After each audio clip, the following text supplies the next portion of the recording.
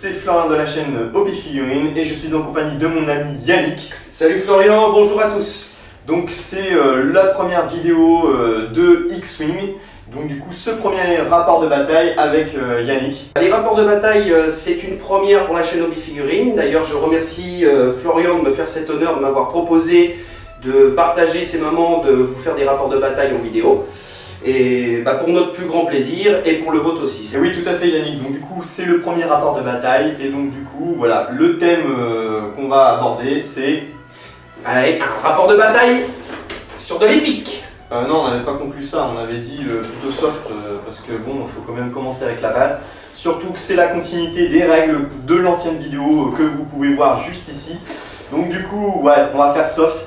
C'est quand même bien de commencer avec la base. Donc du coup, les personnes qui ont acheté la boîte de base pourront voir comment on joue voilà, une partie. Donc on va faire du 38 points contre 38 points et c'est déjà pas mal. Donc j'en conclus que je range ma tentime en fait. Ouais, je pense qu'on verra plus tard pour les pics. Donc voici notre espace de jeu sur lequel nous allons jouer cette partie. Il s'agit d'une table qui a été peinte par mon ami Gaël et qui rend cette vidéo possible.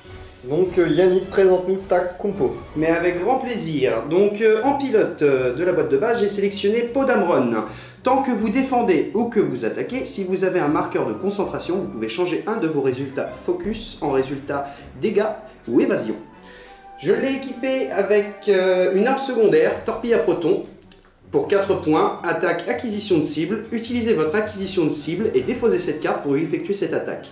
Vous pouvez échanger un de vos résultats focus contre un résultat critique. Je l'ai également équipé de son astromech BB8 pour 2 points. Quand vous révélez une manœuvre verte, vous pouvez effectuer une action gratuite de tonneau. Donc pour 38 points, je vais jouer avec une VP5 As Zeta. Quand vous effectuez un tonneau, vous pouvez utiliser le gabarit 2 tout droit à la place du gabarit 1 tout droit pour 18 points. Et avec une VP7 As Omega, quand vous attaquez, vous pouvez dépenser le marqueur de concentration et l'acquisition de cible sur le défenseur verrouillé pour changer tous vos résultats en résultats critiques pour 20 points.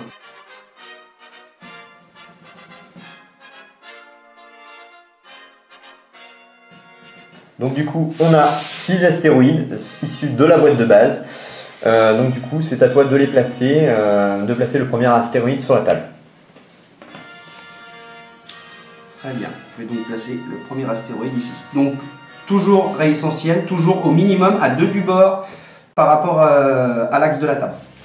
Toujours à 2 du bord. Toujours à 2 du bord, et donc du coup, entre 2 astéroïdes, c'est toujours un minimum d'intervalle. Donc du coup, moi je décide de le placer ici. Donc ensuite, encore à toi de placer le prochain astéroïde. Donc voilà, le nouvel astéroïde est placé, c'est donc à toi. Hop, je vais en placer un juste ici, donc je vérifie bien qu'il soit voilà, à 2 du bord, c'est bon, c'est nickel. Aucun problème. Donc à partir d'ici,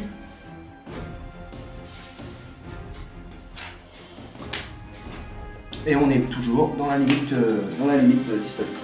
Donc du coup là je vais essayer d'en mettre un là. Est-ce que je suis à 2? Oui, oui, sans problème. C'est bon. Donc là c'est bon, je suis à 2. Et voilà pour le dernier astéroïde. Donc du coup maintenant on va pouvoir faire la mise en situation des vaisseaux. Donc du coup on va pouvoir voilà, placer nos vaisseaux. Donc du coup le déploiement, j'ai une VP5, une VP7 comme je l'ai dit. Toi tu as une VP 9. Non, 8. C'est vrai. Donc tu as une VP8, donc du coup je vais d'abord placer mes VP. Donc la plus faible d'abord, donc du coup je la place juste ici. On a le droit d'un intervalle de 1 du bord de la table. Et ensuite je place ma VP7. À toi. D'accord, très bien. Donc toujours à 1 du bord. La règle reste la même.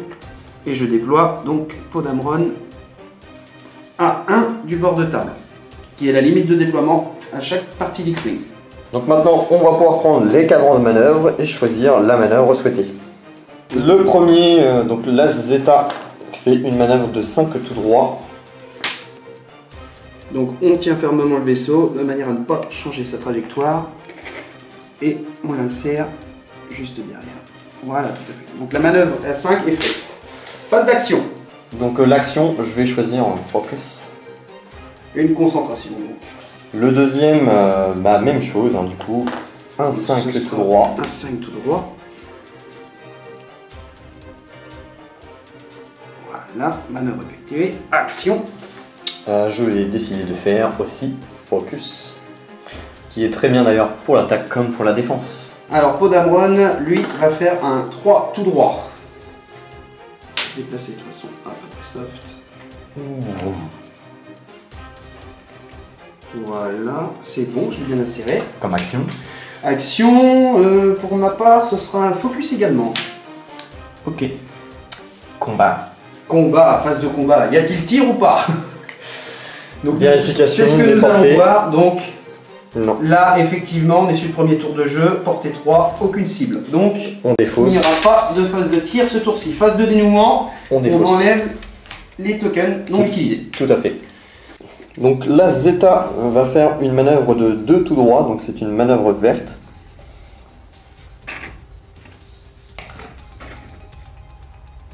Voilà, l'action. Et donc du coup, en action, je vais choisir focus. Un excellent choix. Le deuxième vaisseau, pareil, un 2 tout droit en vert. Un 2 tout droit en vert.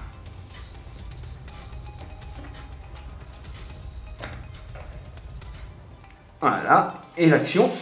Focus. Focus également, d'accord. À toi. Donc ensuite, Podamron va faire un 2 tout droit. Hop.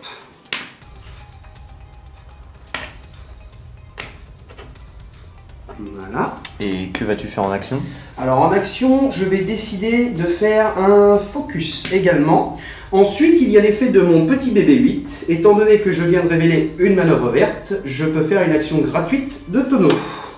Donc on utilise, comme déjà énoncé, le gabarit.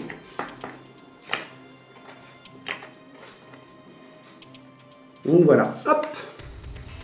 Parfait. Donc du coup, c'est à toi de tirer, vu que tu as une meilleure VP. Oui, comme j'ai une VP8, je vais donc tirer le premier et je vais déjà contrôler la portée. Donc je suis à portée 1, si je ne m'abuse. Non, portée 1, c'est bon. Portée 1 de l'As Oméga, ce qui me fait 3 dés d'attaque de base, avec un dé supplémentaire, vu que je suis à portée 1, en uniant le bonus de portée. Donc 4 dés d'attaque, ce qui nous donne un dégât et un critique. Donc 3 dés d'esquive. Ah, ça c'est excellent ça. C'est esquivé. Donc du coup, VP7, j'ai voilà, une portée bien sûr de 1 aussi, vu que tu as eu aussi eu le droit à, À ce bonus de portée qu'on a déjà vérifié. Ce qui te donne 3 dés d'attaque contre Podamron. Donc 3 dés d'attaque. Donc, du coup, ça fait pas mal du 2 tout. touches. 2 touches. Bah, Podamron, 2 dés de défense. Et je n'esquive rien, malheureusement. C'est comme ça. Donc je retire 2 boucliers, je subis 2 touches. 2 résultats non esquivés. Maintenant, le collègue qui va aussi riposter. Donc du coup, là, c'est une portée de 2. Donc du coup, c'est 2 dés. Ah, je vais donc défausser le focus. Ce qui transforme ces résultats en dégâts. Donc cela nous fait 2 touches. Excellent. 2 dés de défense pour Podamron. Je vais donc utiliser mon focus aussi, ce qui va me permettre d'éviter de prendre la pilule, on va dire. Tout à fait. Voilà. Ok. Donc du coup, voilà. On a fait ce premier tour. Donc résultat, tu as perdu 2 boucliers. Moi, rien du tout. Et ben, nouvelle phase. Nouvelle phase de jeu, oui, tout à fait. Donc du coup, l'As Zeta va faire un 4 demi-tour. Donc une manœuvre rouge. Hop. Donc du coup, un stress. Ce qui veut dire que vous êtes privé d'action lorsque vous effectuez une manœuvre rouge, vous prenez un stress et le stress vous empêche donc de faire des actions. Donc Ça va être voilà, ça va être une prise de risque, mais c'est pareil aussi pour l'autre, car il a décidé aussi de faire la même manœuvre. c'est assez astucieux, moi. En même temps, c'est une formation groupée. Exactement. Un escadron groupé a beaucoup plus de chances de faire de multiples dégâts. Et de survivre. Et de survivre surtout. Donc stress, à toi. Alors Podamron, lui, va exécuter une manœuvre un peu différente, car là, sur le disque de manœuvre, il s'agit d'un tonneau de talon qui va lui permettre, en fait, on utilise le 3 pour venir dans cette position, et bien entendu, il s'agit d'une manœuvre rouge. Donc, Podamron est également stressé, ce qui fait qu'il ne pourra pas faire d'action lui aussi pour ce tour. Pas d'action, et donc du coup sa capacité qui lui demande d'avoir un focus n'aura pas lieu. Podamron, donc là nous sommes à portée 2, je pense, ça me paraît évident. Oui, les deux. Donc voilà. Donc ce sera 3 dés d'attaque et je prends pour cible l'As Oméga. D'accord. Pour moi, je pense que c'est le pilote le plus dangereux, il faut que je le supprime en premier pour moi. Ok. On va du moins essayer. 3 dés d'attaque. Et malheureusement, ça ne donne rien. Ok. Bah tant Comme pis. je n'ai pas de focus, mon attaque n'inflige aucun dégât. Ok, donc on est à portée 2. Donc 2 dés d'attaque. 2 dés d'attaque, donc la VP 7. Et une touche et un critique, c'est très joli ça. Eh bah dis donc, c'est pas ma journée on dirait. Donc autrement dit, mon dernier bouclier est perdu. Et là, je prends donc un critique. Console de senseur endommagée. Donc vaisseau, vous ne pouvez pas effectuer d'action à l'exception de celle inscrite sur la carte de dégâts. Action, lancer un dé d'attaque. Sur un résultat de dégâts ou de critique, retournez cette carte face cachée. Eh bien, voyez-vous ça? Maintenant, c'est au deuxième vaisseau, donc toujours la portée 2. Donc, hop, et il fait le même jet. Et donc, du coup, tu fais une esquive et un vierge. Donc, du coup, tu te manges quand même un critique. Maintenant, nous avons pilote secoué. Durant la phase de préparation, vous ne pouvez pas assigner de manœuvre ligne droite. Quand vous révélez une manœuvre, retournez cette carte face cachée. Donc je serai forcément obligé de changer de direction, mais je ne pourrai pas révéler une tout droite. Du coup, l'As Zeta va faire tout simplement un virage sur la gauche en 3, virage à sec. Donc malheureusement, il s'agit d'une manœuvre blanche, pas d'une verte, donc l'As Zeta reste stressé. Tout à fait. Il conserve son stress. Ensuite, l'autre pilote va faire un 2. Donc du coup, dans ce sens-là, si on regarde la vidéo. Donc c'est un virage à 2 en vert, le virage à sec. Voilà, donc là, et comme il s'agit d'une manœuvre verte, l'As Oméga perd son stress et peut donc effectuer une action, à la différence de l'As Zeta. Et donc du coup, il va faire un focus. Ensuite, à toi. Donc notre Podamron qui est en fâcheuse posture va faire donc une manœuvre qui va l'obliger à chevaucher peut-être son adversaire, je ne sais pas trop. On va voir ce qui se passe. Et oui. Hop. Ouh, c'est passé. Eh oui, ben dis donc. C'est passé quand même. Donc Po perd donc son stress. Mais malheureusement, avec les différents dégâts que j'ai pu prendre au tour précédent, je ne peux effectuer les actions que qu'il y a sur cette carte. Donc je dois lancer un dé pour justement savoir si je peux la retourner face cachée. Et pour cela, il faut que je fasse soit un dégât, soit un critique. En dehors de tout autre résultat, je ne pourrai pas la retourner. Donc là, c'est un focus, je ne peux pas retourner la carte. Donc Podamron sera donc tout simplement privé d'action. Donc par contre, pilote secoué sera retourné, parce que j'ai révélé une manœuvre, je peux retourner la carte face cachée. Un de mon As Oméga, donc du coup ça va te faire 4 dés d'attaque.